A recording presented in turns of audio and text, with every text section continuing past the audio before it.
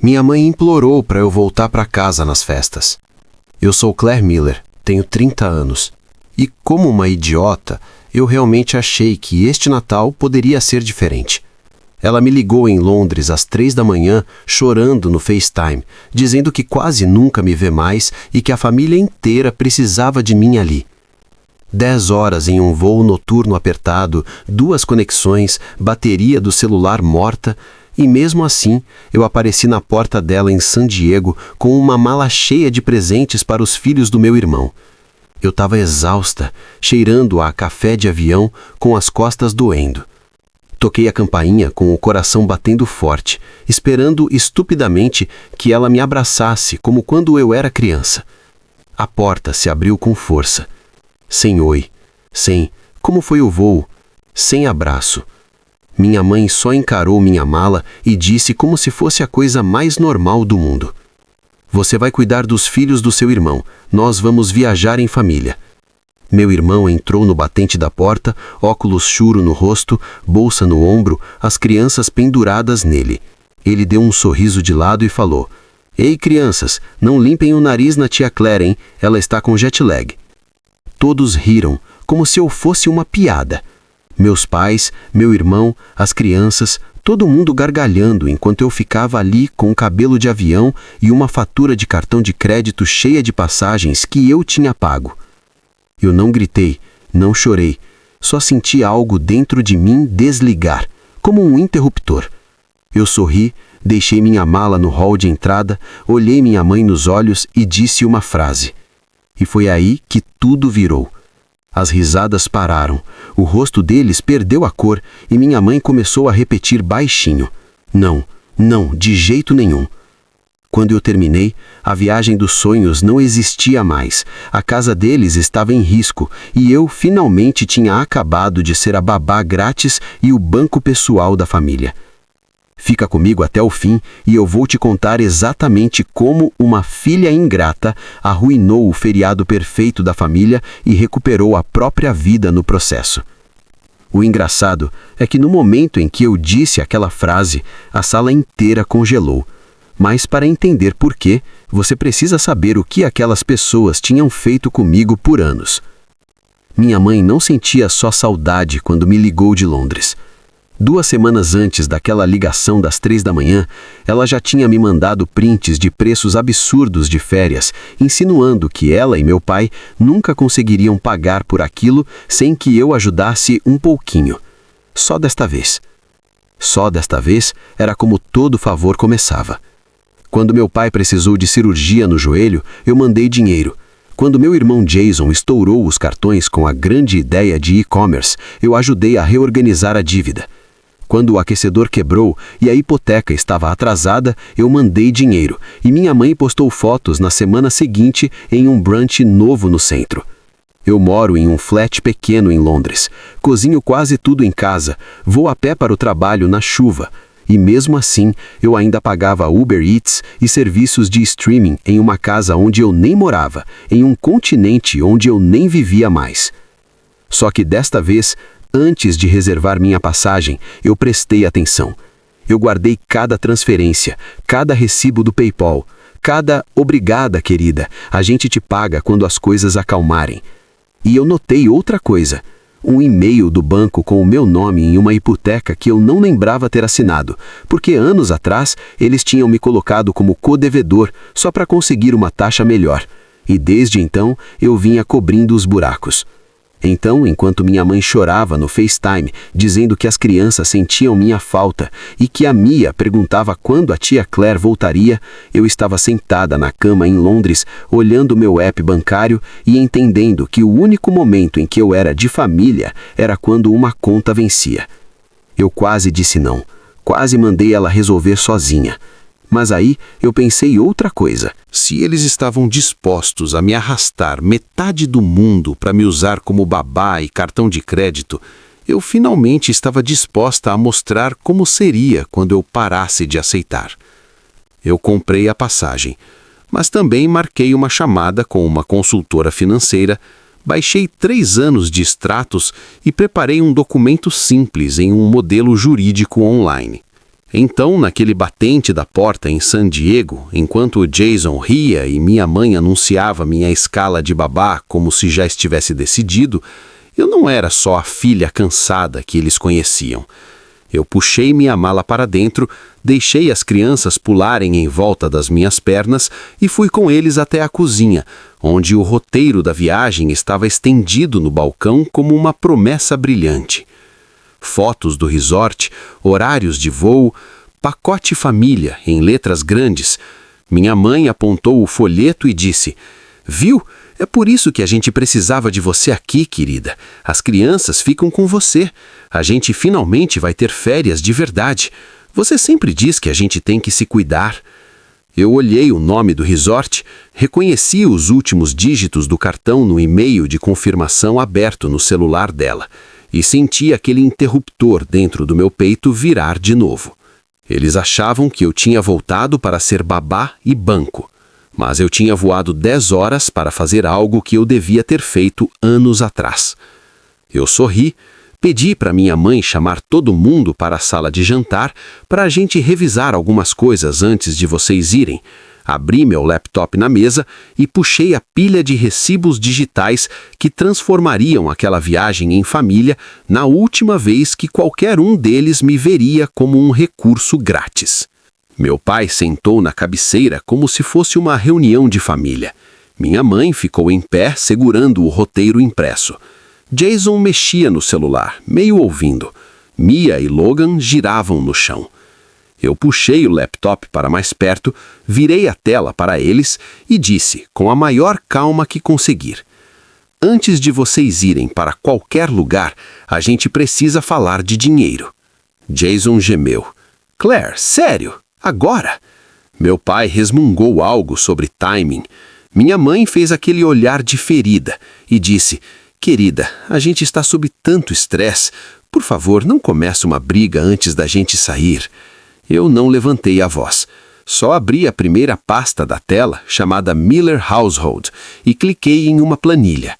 Cada linha tinha data, cor e uma clareza brutal. Em março do ano passado, eu comecei: "Vocês me ligaram porque a hipoteca estava 2 meses atrasada. Eu transferi $1.200. Em junho, os gastos do Jason estouraram o cartão. Eu mandei 2.500. Quando o aquecedor quebrou, 900. Quando o caminhão do pai precisou de pneus, 600. Quando a conta de luz atrasou, 300 aqui, 400 ali." Eu rolei devagar, mostrando os valores se acumulando enquanto eu falava. E isso sem contar Disney Plus, Hulu, Netflix, Spotify Família, Walmart Plus, plano de celular e aquelas emergências no Venmo que sempre aparecem perto da Black Friday e das promoções. Jason endireitou na cadeira quando viu as próprias mensagens no campo de observações. "Juro que pago mês que vem." A mão da minha mãe foi para a boca ao ver prints das mensagens dela ao lado de depósitos para gasolina para visitar a vovó, seguidos por fotos dela em um salão novo. O maxilar do meu pai travou quando viu a transferência com o rótulo Copagamento Cirurgia Joelho e depois o recibo de uma TV nova comprada na mesma semana. "Isso não é justo", minha mãe sussurrou.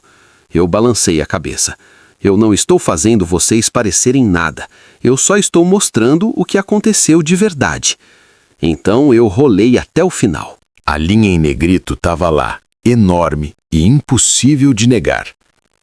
"Nos últimos 36 meses, eu disse baixinho, eu mandei para esta casa pouco mais de $60.000.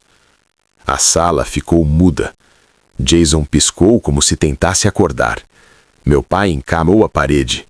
Minha mãe repetia: "Não, não pode ser, não pode ser."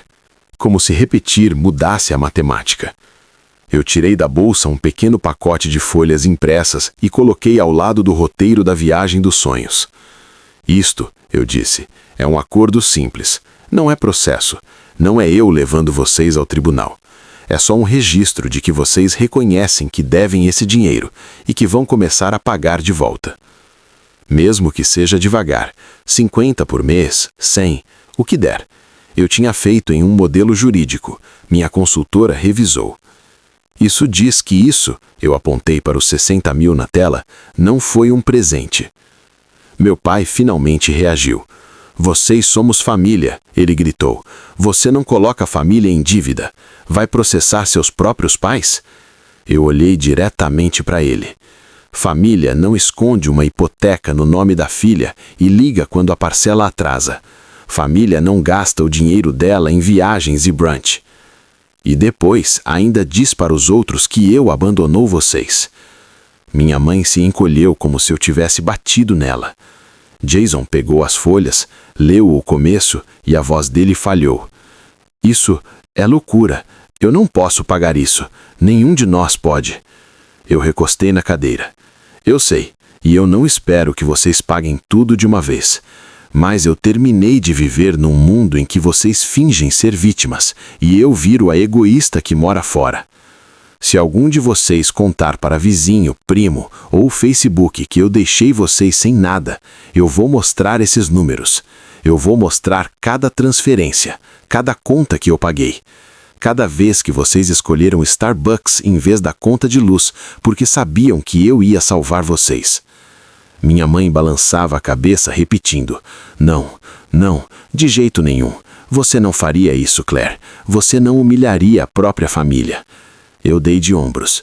Eu não pretendo, desde que vocês parem de mentir. Então, eu cliquei em outra aba. A confirmação da reserva do resort. O logo grande na tela. Os nomes, as datas. E lá embaixo, os últimos 4 dígitos do cartão. O meu cartão.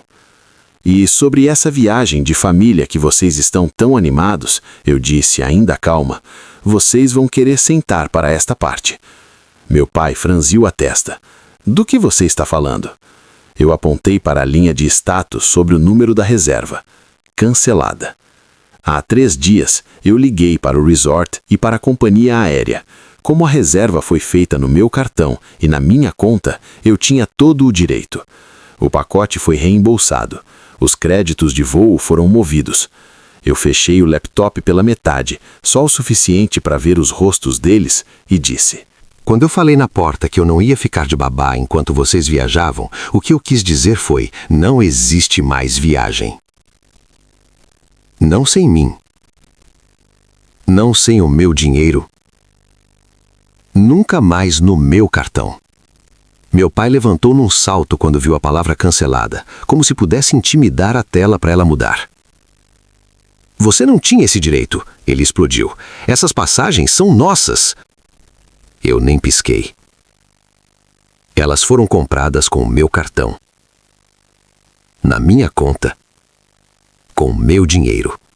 Então o direito era meu. Ele abriu a boca para discutir, mas eu já estava clicando na próxima janela. E isso me leva à casa onde vocês estão sentados agora. Na tela havia um e-mail do banco com nossos 2 nomes, Gary Miller e Claire Miller, co-devedores. Meu pai encarou aquilo e o rosto dele perdeu a cor. Minha mãe sussurrou. Claire, por favor, não isso. A gente disse que era só papelada. Eu engoli o nó na garganta. Vocês disseram que era uma formalidade. Disseram que não me afetava. Mas eu venho cobrindo parcelas curtas dessa hipoteca há anos. Cada vez que vocês esquecem uma conta, isso cai no meu crédito também. Eu cliquei e um vídeo apareceu no canto da tela. O rosto da minha consultora financeira em Londres. Nós tínhamos conversado antes de eu entrar no avião. Oi, Claire, agora ainda é um bom momento? Eu virei o laptop um pouco para meus pais verem. Perfeito, eu falei. Você lembra da minha situação familiar? Meu pai grunhiu. Quem é essa pessoa? Eu respondi sem olhar para ele. É quem me ajudou a entender o que significa estar como co-devedora na hipoteca dos senhores e quais minhas opções agora que eu parei de salvar todo mundo. A consultora se apresentou com educação e foi direto ao ponto. Com uma calma quase cruel, ela explicou que como co-devedora, meu crédito estava preso àquela casa. Que atrasos e buracos constantes estavam me prejudicando e que eu tinha o direito de ir ao banco e pedir para ser removida do empréstimo. Na prática, ela continuou, isso significa que o banco exigiria que o devedor ou devedores restantes se qualificassem sozinhos. pode ser necessário refinanciar, ou se não conseguirem cumprir as exigências, a propriedade pode precisar ser vendida para quitar a dívida. Minha mãe balançou a cabeça, tremendo. Você não pode fazer isso. A gente não pode se mudar. A gente não aguenta uma parcela maior. A voz da consultora permaneceu gentil. Isso é entre vocês e o banco, senhora. O que eu posso afirmar é que Claire não é obrigada a manter o nome dela num empréstimo do qual ela não se beneficia, especialmente quando é ela quem cobre a diferença. Eu agradeci e encerrei a chamada, com o coração batendo tão forte que eu sentia nos dentes. A cozinha parecia menor, como se as paredes estivessem se fechando. Meu pai se virou para mim. Você vai deixar seus próprios pais sem casa por causa de números na tela? Eu olhei direto nos olhos dele. Não.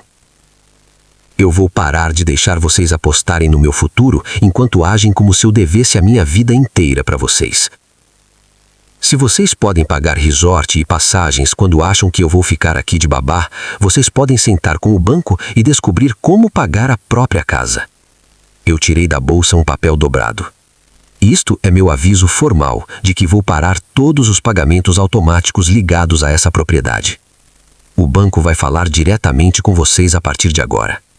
E eu vou também fechar a conta conjunta que a mãe me convenceu a abrir só para emergências. Minha mãe fez um som sufocado.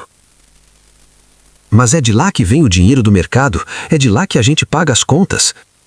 Como a gente vai fazer? Eu respirei devagar. Do mesmo jeito que todo adulto faz. Com sua própria renda, com orçamento e com consequências quando vocês gastam demais. Eu abri outra aba mostrando todos os débitos automáticos que eu tinha montado ao longo dos anos. Complemento da hipoteca. Energia. 3 horas e 42 minutos se passaram. Então meu telefone tocou novamente. Desta vez o número era familiar. Logan Pierce. Atendi. O que diabos você fez? Ele gritou, abandonando qualquer pretensão de profissionalismo. Eu pedi demissão, respondi calmamente. Exatamente como você pediu. Você nos enganou, ele disse. Você escreveu aquela carta deliberadamente para...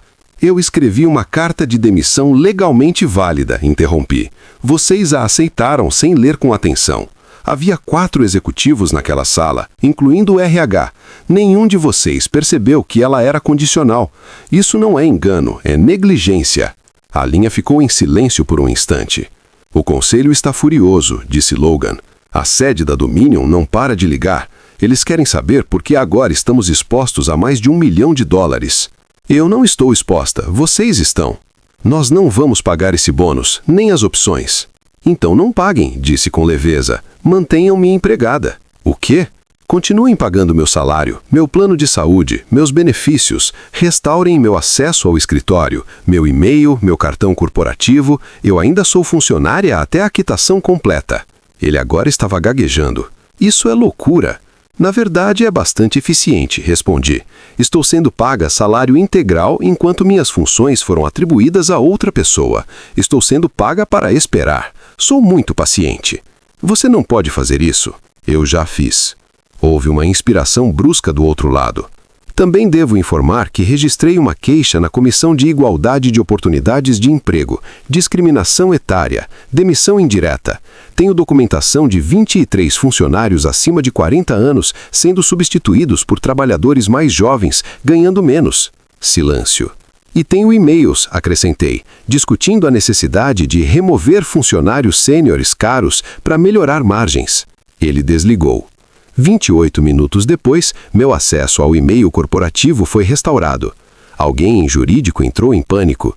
Quando entrei, vi uma troca interna encaminhada a 6 escritórios externos de advocacia. Assunto: urgente. Exposição jurídica da demissão de Vaughn. Todas as respostas diziam o mesmo. A demissão era condicional, era legalmente válida. Eles haviam aceitado e estavam expostos. Uma resposta se destacou. Vocês aceitaram uma demissão condicional sem reconhecê-la como tal. Ela está correta quanto ao bônus, às opções e à indenização. Litígio aumentará significativamente a exposição. Às 18h18, Jonathan Winters ligou novamente. Senhora Vaughn, disse ele com voz medida, a Dominion gostaria de resolver isso rapidamente. Estou ouvindo.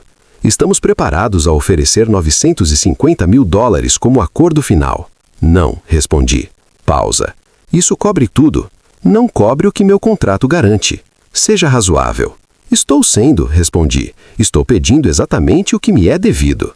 Outra pausa. $1.200.000. Última oferta. Não. A linha ficou silenciosa. Então, cuidadosamente, o que você aceitaria? $1.690.000, mais honorários advocatícios, pagamento em até 20 dias úteis. E uma carta de recomendação assinada, em papel timbrado da empresa. Isso não vai acontecer. Então permaneço empregada e entro com ação amanhã. Silêncio. Os juros estão correndo, lembrei, e meu salário também. Ele expirou. Eu retorno à ligação. Internet. Pacotes de streaming. Entrega de supermercado. Pagamento do carro. Recargas. Todos com meu nome ao lado. Pagador. A partir de hoje, eu disse, com o cursor sobre o botão, isso acaba. Vocês vão receber as contas no nome de vocês. Se atrasarem, isso é entre vocês e as empresas, não eu e meu score de crédito. Jason finalmente falou, com pânico na voz. Claire, você não pode cortar tudo de uma vez. Pelo menos dá tempo. Eu vou pegar mais turnos, vou fazer mais entregas, eu juro. Só não faz isso com a gente. Eu virei para ele. Você tem 34 anos. Você tem 2 filhos. Você devia estar fazendo isso há anos, sem me usar como rede de segurança. Ele encarou a mesa, mandíbula travada. Por um segundo, eu quase amoleci. Quase voltei para o meu papel antigo. A consertadora silenciosa, a filha que chora no banho e depois abre o app do banco para resolver tudo. Mas então eu lembrei das risadas na porta. Lembrei da minha mãe dizendo, você vai cuidar, como se eu fosse um item da lista. E essa parte mole dentro de mim fechou de novo. Eu cliquei. Cancelar. 1 por 1. E-mails de confirmação começaram a chegar no meu celular. A respiração da minha mãe acelerou. Meu pai afundou na cadeira. Isso é cruel, ele murmurou. Você está punindo a gente. E eu balancei a cabeça. Não, eu só estou saindo do papel que vocês escreveram para mim sem pedir. E estou dando a vocês a chance de serem honestos com o que conseguem pagar sem se esconder atrás do meu dinheiro. Eu fechei o laptop e me levantei. Minhas pernas tremiam, mas eu estava firme o suficiente. Depois disso, eu falei, se vocês contarem para qualquer pessoa que eu abandonei vocês, lembrem que eu tenho cada recibo, cada transferência, cada conta. Eu terminei de ser a vilã da história que vocês contam para se sentirem melhor. Peguei minha mala e acrescentei, mais baixo. Vocês queriam férias de verdade? Talvez isso seja. Férias de fingir que eu sou a solução automática de cada decisão ruim. Vamos ver como vocês lidam com a vida sem isso. Meu pai perdeu o controle quando me viu puxando a mala para o corredor. Ele levantou tão rápido que a cadeira arranhou o piso. Se você vai sair depois desse show, nem pense em voltar. Você não é bem-vinda nesta casa se vai usar dinheiro contra a gente. Minha mãe tentou tocar meu braço. Gary, para! Ela só precisa se acalmar. A gente pode conversar. Mas ela não se colocou entre nós. Jason ficou olhando para o chão. Eu parei na porta, mão na maçaneta, o corpo inteiro tremendo. Uma parte de mim queria largar tudo, pedir desculpas e prometer que eu ia dar um jeito como sempre. Em vez disso, eu endireitei os ombros e disse: vocês decidiram que meu valor aqui era medido pelo que eu pago. Se eu não sou bem-vinda sem meu cartão, então eu nunca fui bem-vinda de verdade. Meu pai apontou para a porta. Sai e não venha chorando quando Londres te mastigar e te cuspir. Eu quase ri. Londres não era a cidade que estava me devorando. Essa cozinha era. Eu saí. O sol da Califórnia bateu no meu rosto. Fechei a porta atrás de mim. Ninguém veio. Ninguém chamou meu nome. O único som era Mia e Logan discutindo por causa de um desenho na sala, completamente sem ideia de que suas férias acabaram de evaporar. Pedi um Uber e arrastei a mala até a calçada, me sentindo mais sem casa do que realmente estava. O motorista colocou minha mala no porta-malas e perguntou, para onde? Eu respirei e dei um endereço que meus pais nunca ouviram. Um prédio no centro de San Diego, 15 minutos da rua deles. e em outro mundo. 6 meses antes, depois de transferências de madrugada e chantagem emocional demais, eu usei minhas economias e meu salário fixo de UX para dar entrada em um pequeno apartamento. Eu disse à minha família que estava pensando em voltar para os Estados Unidos algum dia. Mas eu já tinha assinado tudo. O plano era mudar devagar, silêncio, quando eu descobrisse como me livrar do dinheiro deles sem explodir tudo. Aquela noite provou que não existia um jeito gentil. Quando o Uber parou em frente ao prédio de vidro, parecia irreal. Passei o chaveiro, entrei no lobby e subi até o 8º andar. O apartamento cheirava a tinta presta e carpete novo. Não cheirava a comida, estresse ou desespero. Era vazio. Era meu. Eu larguei a mala no meio da sala e olhei pela janela para as luzes da cidade. Pela primeira vez em anos, meu celular não vibrava com "Você consegue mandar algo até sexta? O cartão foi recusado, você pode resolver?" Eu abri meu app bancário e cancelei o que ainda restava. Disney Plus cancelado, Hulu cancelado, Spotify Family cancelado, armazenamento compartilhado cancelado, compras aleatórias da Apple canceladas. Cada confirmação parecia cortar um fio que estava apertado nas minhas costas desde 10 anos. Fiz um café barato na cozinha quase vazia e sentei no chão porque eu nem sofá tinha. No silêncio as dúvidas vieram. E se eu passei do ponto? E se eles realmente não conseguirem pagar a luz? E se eu virei a filha egoísta que meu pai sempre disse que seria? Mas então eu lembrei do jeito que a minha mãe abriu a porta como se eu fosse uma funcionária chegando para trabalhar. Lembrei do Jason fazendo piada e todos rindo, achando que eu só ia me encaixar no papel de sempre. E por baixo do medo e da culpa, outra coisa se instalou no meu peito pela primeira vez em anos. Uma camada fina e quieta de paz. Eles iam sentir minha ausência. Sim, as contas viriam. As multas cresceriam. A vida construída em cima do meu salário invisível ia balançar. Mas naquela noite, naquele apartamento pequeno e ecoando, não havia ninguém para salvar além de mim. A primeira prova de que minhas decisões estavam realmente atingindo eles não veio por ligação nem mensagem. Veio pelo Facebook. Uma semana depois, minha amiga Emma me mandou um print com uma frase. "Você viu isso?" Era o perfil do meu pai. Um texto longo e dramático sobre como alguns filhos esquecem quem os criou assim que conseguem um emprego chique no exterior. E como ele e minha mãe tinham ficado sem nada antes do Natal. Ele nem citou meu nome, mas nem precisava. Nos comentários, pessoas que me conheciam desde o aparelho nos dentes diziam: "Sinto muito, Gary. Que filha ingrata. Faça um GoFundMe." Meu estômago virou gelo. Ele estava fazendo exatamente o que eu tinha avisado para ele não fazer, virando vítima e me transformando em vilã para uma plateia que não fazia ideia de quantas vezes eu paguei contas em silêncio. Por um minuto, eu andei pelo apartamento com o telefone na mão, quase ligando, quase indo lá implorar para apagar, quase reativando algum pagamento só para acabar com a humilhação. A velha versão de mim ainda tentava consertar tudo. Mas então eu vi a planilha na minha cabeça. Vi o e-mail da hipoteca no meu nome. Vi minha mãe olhando para minha mala, não para meu rosto. Aquilo me trouxe de volta. Em vez de ligar para meu pai, eu escrevi para minha consultora financeira. Contei sobre o post, sobre anos de dinheiro, sobre mentira. E perguntei o que eu precisava fazer para me proteger agora que eu tinha cortado tudo. Ela respondeu com calma. Documentar, salvar cópias, garantir que bancos e empresas tivessem o quadro real. E mencionou algo que eu já suspeitava. Quando uma pessoa sustenta informalmente uma casa que também tenta parecer difícil, é normal que quando isso para, sistemas comecem a perguntar. Eu não precisava de um manual. Eu só precisava saber que eu não era louca. Nas semanas seguintes, enquanto meu pai continuava postando indiretas, envelopes começaram a chegar na casa deles. Eu não vi, mas os textos da minha mãe diziam tudo. "Você falou com o banco? Chegou uma carta sobre reavaliação do empréstimo. Tem algo do IRS. Eu nunca disse que estava tudo bem. Eu só disse que tinha acabado de limpar a bagunça no escuro.